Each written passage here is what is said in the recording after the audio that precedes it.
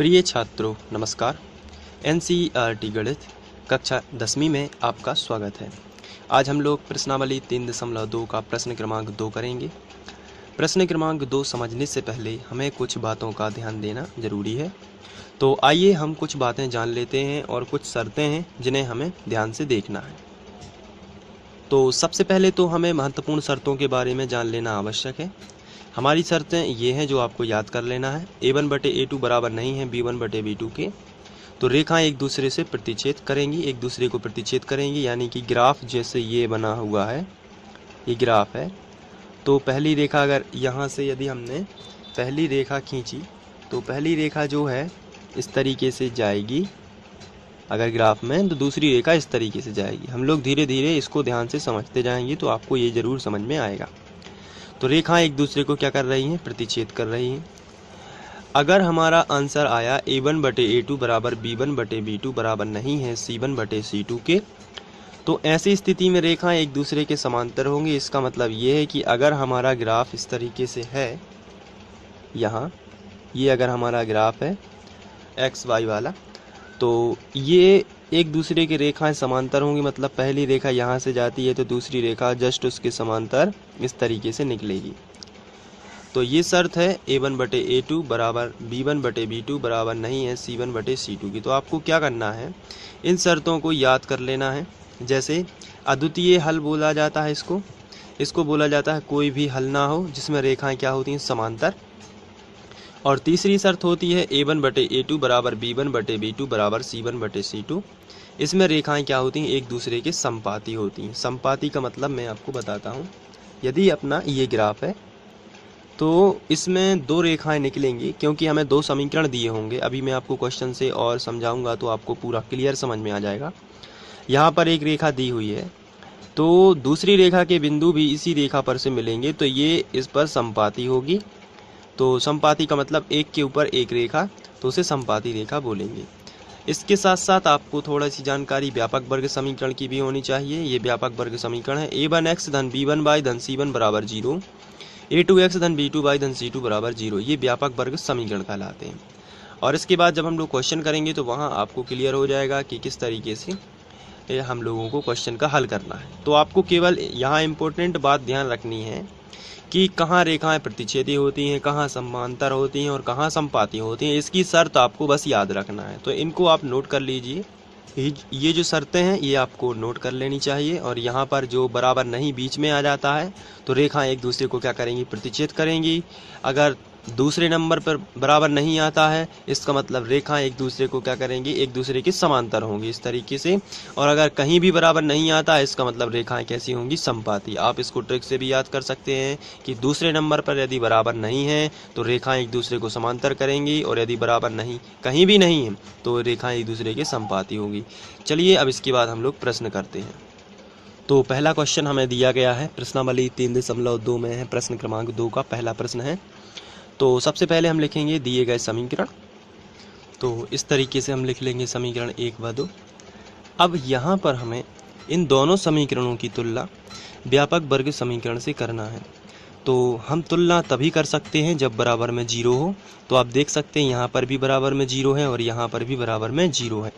और हमारे व्यापक वर्ग समीकरण a1x धन b1y धन c1 बराबर 0, a2x धन b2y धन c2 बराबर 0 में आप यहाँ पर देख सकते हैं कि इसमें बराबर में 0 है। तो हमें भी जो समीकरण दिए जाएंगे उसके पहले हमें बराबर में 0 होना अनिवार्य है, तभी हम जाके तुलना कर सकते हैं। अब हम इन दोनों समीकरण की तुलना अपने व्यापक वर्ग समीकरण से करेंगे। तो हम लिखेंगे, एक भाषा लिखना है हमें, समीकरण 1 व 2 की तुलना 2 की तुलना व्यापक वर्ग समीकरण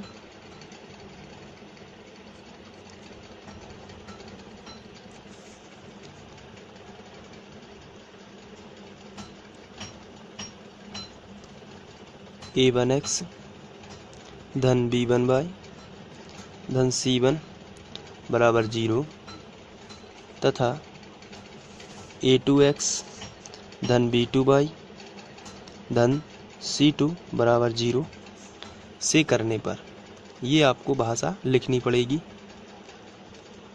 तो यहाँ पर हम जब तुलना करेंगे तो अब आपको ध्यान से देखना है, ये जो पहला समीकरण है इसकी तुलना होगी इस वाले समीकरण से, a1x धन b1y धन c1। तो आपको क्या करना है, जो पहला मान है ये a1 का मान हो जाएगा, दूसरा मान है -4, ये हो जाएगा b1 का। क्योंकि यहाँ पर x और x की तुलना की जाती है तो a1 की जगह पर क्या लिखा हुआ है 5, यहाँ पर y लिखा है, यहाँ पर भी y लिखा है, लेकिन b1 की जगह पर क्या लिखा है -4, यहाँ पर c1 लिखा है, यहाँ पर c1 का पूरा मान है +8। तो इस तरीके से आप तो बिना देखे ही इसको कर सकते हैं। जैसे यहाँ पर a1 b1 c1 a2 b2 c2, इस तरीके से आप लिख सकते हैं। तो यहाँ पर आप a1 का मान लिख सकते हैं +5, यानी कि 5 ही लिख सकते हैं। b1 का मान आप लिख सकते हैं, यहाँ पर लिखा है -4, तो ये b1 का मान हो जाएगा -4, और c1 का मान आ जाएगा 8। इसी तरीके से a2 का मान हम लोग यहाँ से लिख सकते हैं, कितना है 7।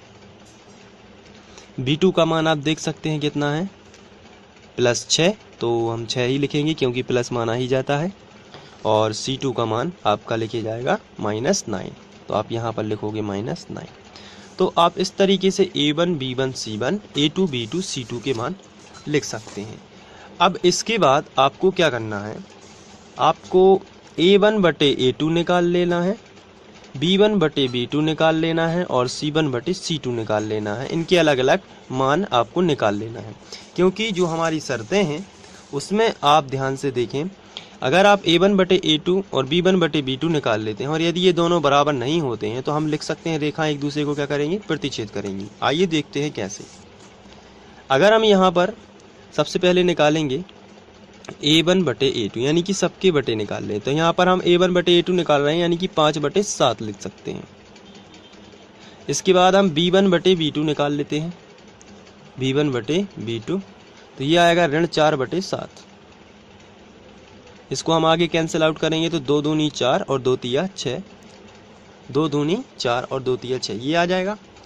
अब आप यहाँ पर देख रहे हैं कि a1 बटे a2 का मान तो है 5 बटे 7, कितना है a1 बटे a2 का मान 5 बटे 7, लेकिन b1 बटे b2 का मान है -2 बटे 3। b1 बटे b2 का मान कितना है -2 बटे 3। तो यहाँ पर ये दोनों बराबर नहीं हैं, 5 बटे 7 बराबर नहीं है -2 बटे 3 के। तो आप यहाँ पर लिखोगे, यहाँ 5 बटे 7 बराबर नहीं है -2 बटे 3 के। जब 5 बटे 7 बराबर नहीं है -2 बटे 3 के, इसलिए a1 बटे a2 बराबर नहीं है b1 बटे b2 के। और ये वाली जो शर्त है हम लोगों ने पढ़ी हुई है, जब a1 बटे a2 बराबर नहीं होता है b1 बटे b2 के, ऐसी स्थिति में रेखाएं एक दूसरे को क्या करती हैं, प्रतिच्छेद करेंगी। तो हम यहाँ पर लिखेंगे, अतः दिए गए समीकरणों की रेखाएं, समीकरणों की रेखाएं एक दूसरे को प्रतिच्छेद करेंगी।